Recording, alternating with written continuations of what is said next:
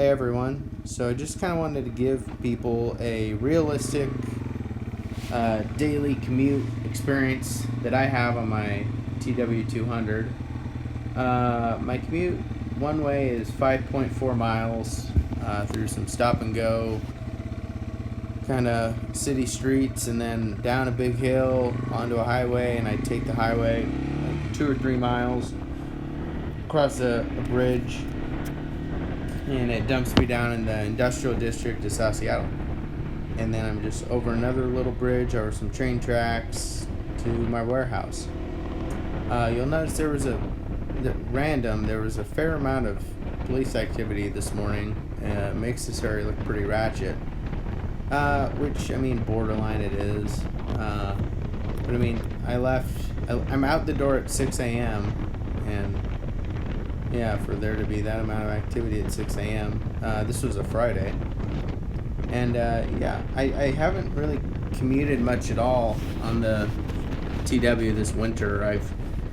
I've needed my truck for projects every afternoon, helping a friend, and I've been going straight from straight from work to her house after work, and so I've just been taking the truck to work every day and haven't commuted on the bike much.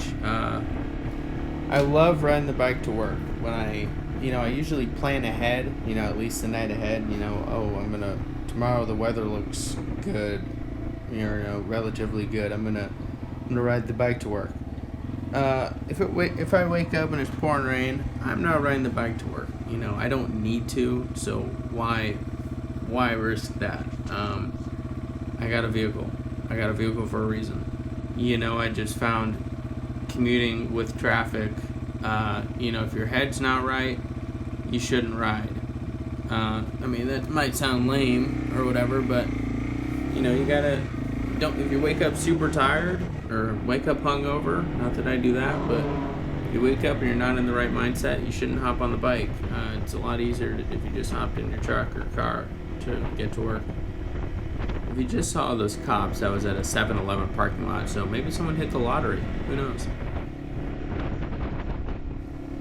People that got a lot of riding experience often ask me what riding this bike is like, because most people haven't ridden one of these, because it's small, and most people just kind of overlook bikes like this.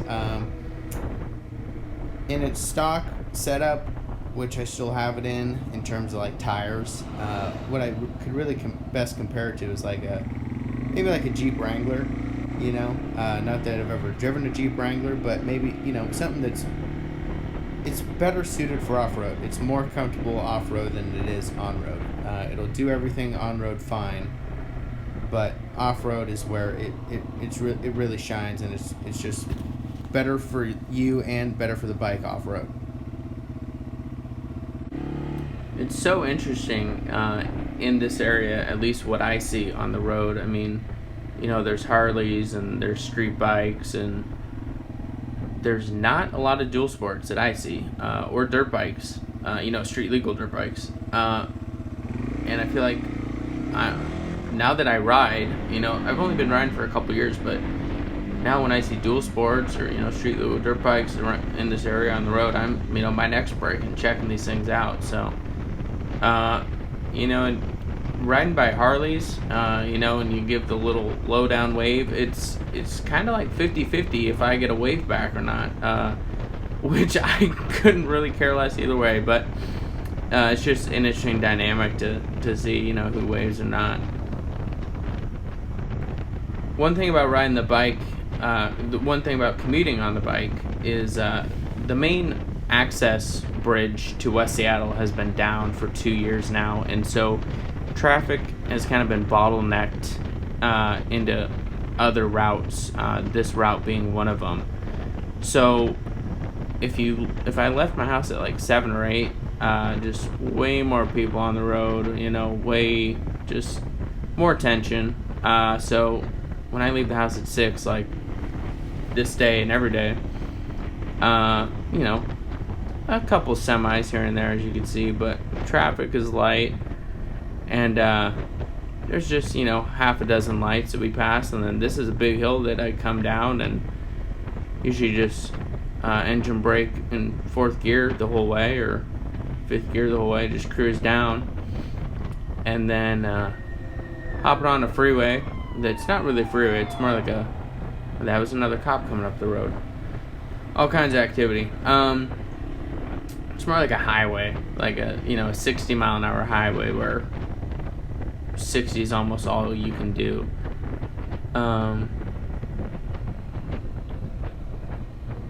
There's a little overview of the city coming down this hill right here, and we're getting on the on-ramp.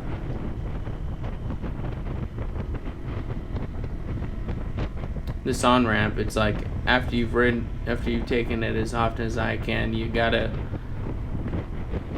full throttle. You don't need to hold the brakes like this guy, because if you just cruise or full throttle, it'll shoot you out onto the highway at exactly the right speed. But if you're braking around that turn like this guy, then you gotta hit it a little bit. So yeah, this bike, 5th gear, or 5 gears, sorry, and even after over a year riding this bike, I still reach for a 6th gear without thinking. There's no gear indicator, and after I reach for a 6th gear, kick up for a 6th gear, and there isn't one, I'm like, oh yeah, this is all it's got, I forgot. Which, I don't know, it's funny. But right here, I'm maybe holding, 55, 60. The bike red line's at 55. And so 60's a decent, it's a comfortable cruising speed. Anything over 60 on this bike is kind of screaming. And so really this is the fastest I go on a normal basis. Just because I don't go anywhere else that requires me to go faster. So yeah, so this is a bridge coming into the city, and it's a graded bridge that I hit right here. Yeah, right there. And it's funny, with the knobby tires, I don't know if like the square knobs on the tires kind of fall into the square knobs on the grate, the square holes on the grate, but it's sketchy. Versus the last bike I had that had more street tires. It was like an entry-level adventure bike, and it had, like I said, more street tires. It just cruised right over that. But the graded bridge with knobby tires, it kind of pulls you here and there and all over the place, and it's a little sketchy, so it kind of wakes you up a little bit coming over that every day. Yeah, I do realize this isn't the most exciting video. I'm just kind of trying to think of all the TW related content I can make during the winter, before I start taking the bike transporting the bike places like I will be in the summertime. Accessories for the bike in terms of driving through the city, the biggest accessory upgrade was getting a LED headlight. It's kind of sad how much better the LED headlight is than the halogen, and just the fact that 2021 and this bike still has a halogen headlight. Obviously this bike looks like it could have came out the year that it was announced or introduced, 1987. This bike is just ancient through and through, which is part of the reason I wanted it. But you gotta have an LED headlight, especially driving with traffic like this.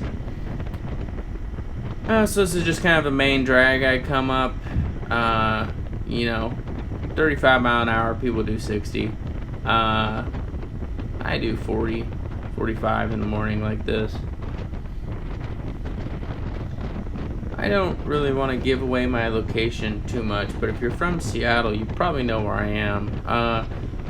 And this little bridge coming up, going over some train tracks, First Avenue Bridge. This is one of the most underrated views of Seattle when it's dark out, and the skyline from this view is lit up. I don't know if you could really tell in this video, but I'm not really a big Seattle guy, especially not like Seattle like city itself. I don't know, I love the area and the history of the area, but I don't know, the skyline from this angle is super cool to me. Yeah, so let's see what else. I got a TW200 accessory video that I gotta film and put out. Other than that, that might be all the TW content I do until, the next month or two here when I start riding some trails. So there'll be much more random content between now and then. Some more of my just nicking away at junk in my driveway and breaking stuff and figuring out how to fix it again. So hope you enjoyed. Thank you.